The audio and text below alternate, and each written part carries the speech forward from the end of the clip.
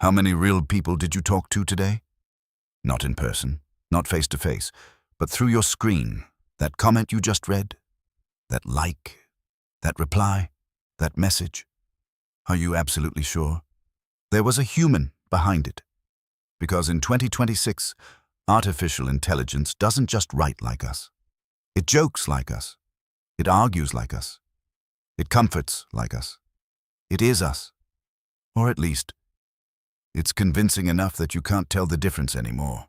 So here's the question no one wants to ask out loud. What if most of the internet isn't made of people anymore? What if it hasn't been for years? There's a theory. Quiet, dismissed, almost too unsettling to take seriously. It's called the dead internet theory, and it claims something extreme. That the internet as we knew it died somewhere between 2016 and 2017. Not with a crash, not with an announcement, but slowly, quietly, replaced.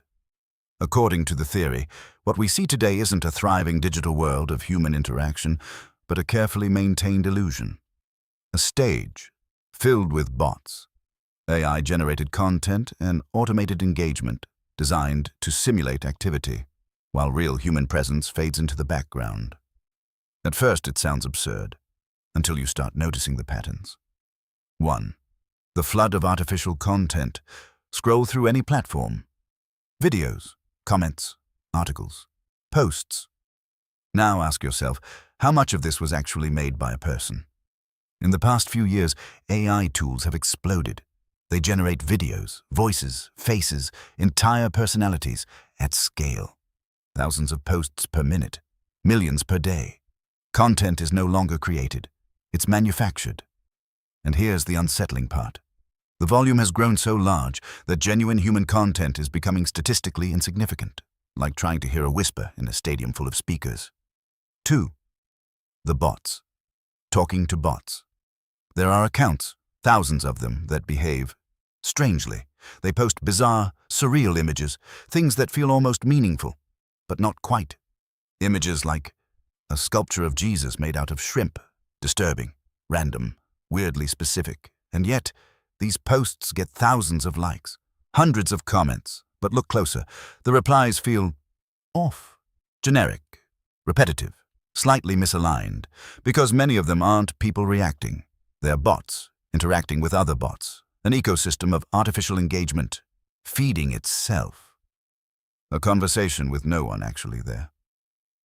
3. The algorithmic cage. You don't see the internet, you see your version of it. Every platform filters reality through algorithms designed to maximize your attention. They decide what you see, who you hear, what you believe is popular or important. Over time, this creates a closed loop, a bubble. Inside it, everything feels real, consistent, reinforced, but outside of it, you have no idea what exists, or if it even exists at all, because the algorithm doesn't show you truth. It shows you what works. And increasingly, what works isn't human. So why would anyone build something like this? Why replace real interaction with artificial noise? There are a few possibilities. Money. More content means more engagement. More engagement means more ads. More ads, more profit. Bots don't sleep. They don't get tired. They don't need salaries. They just generate endlessly. Control. If you can simulate public opinion, you can shape it. Trending topics, viral posts, popular beliefs. What if those aren't organic? What if they're guided? Manufactured consensus is powerful because people don't just follow truth. They follow what they think everyone else believes. Manipulation, political influence, social engineering. If most voices online aren't real, then the conversation itself can be steered, subtly, invisibly, and no one would know. Now here's the uncomfortable part. You're watching this, you're listening to me, and maybe you're thinking, this is interesting, but it's probably exaggerated. Maybe, or maybe that's exactly what you're supposed to think. So let's try something simple. Scroll down, look at the comments on this video, read them carefully. Ask yourself, do they feel real, distinct, human, or do they feel slightly off, repetitive, predictable, like echoes, instead of voices. And then ask yourself one last question. If most of the internet is just noise, then who exactly are you talking to? And more importantly, who's talking back?